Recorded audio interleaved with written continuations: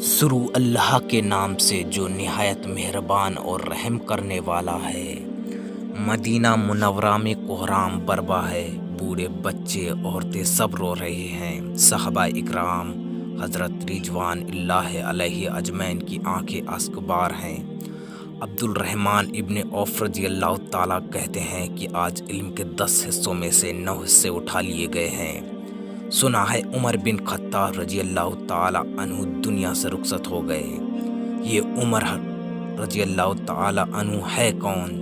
जवाब मिलता है, उमर वो है जिनके इस्लाम लाने के लिए इमामुल अंबिया सल्लल्लाहु अलैहि वसल्लम ने खुद दुआ फरमाई। उमर वो है जिनके लिए इरशाद हुआ कि मेरे बाद कोई नबी होता तो उमर होता।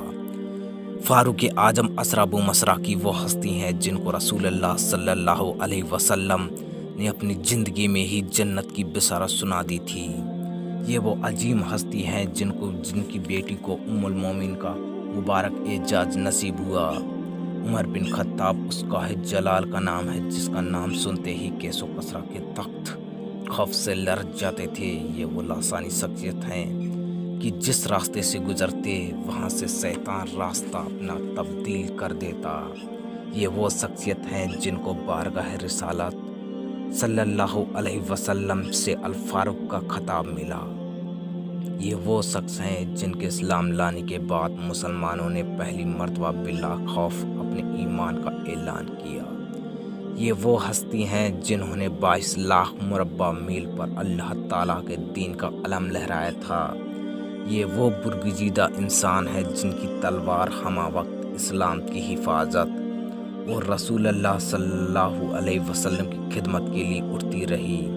ये वो खुशनसीब इंसान हैं जिनकी हमायत में अल्लाह रब्बुल इज्जत ने एक से ज़्यादा मर्तबा वही उतारी, जिसके बाद बारगाह रिसालत से इरशाद हुआ कि अल्लाह ने उमर की ज़ुबान पर हक़ को जारी कर दिया है।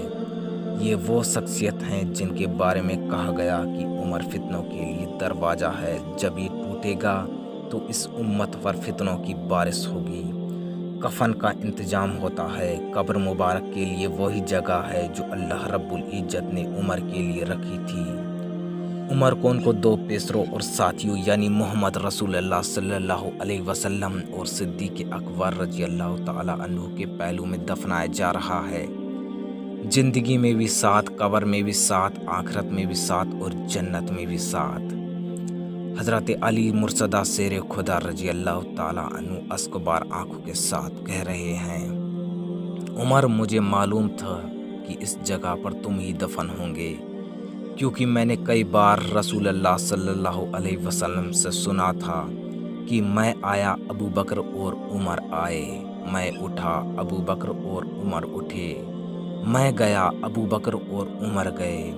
उमर अपने रब के पास जा चुके हैं। उम्मत बेचैन है। इस्लाम के सबसे बड़े सिपाही के हैबत और जलाल की आवाज़ अब हमेशा के लिए खामोश हो चुकी है। उस दिन इब्लीस खुश था कि उसके रास्ते की सबसे बड़ी रुकावट दूर हो गई, क्योंकि रसूलुल्लाह सल्लल्लाहु अलैहि वसल्लम ने फरमाया था कि उमर की हैबत से शैतान भी रास्ता बदल देता है। ए अमीरुल मोमिन, आप पर अल्लाह की रहमतें हो। ए उमर बिन खत्ताब, आप तो चले गए मगर आपका नाम आज भी कुफर के लिए खौफ की अलामत है। ए फारूक आजम, इस उम्मत को और ऐसे शख्स की ज़रूरत है। काश एक और उमर होता जो कुफ्र पर लर्जा तारी करता।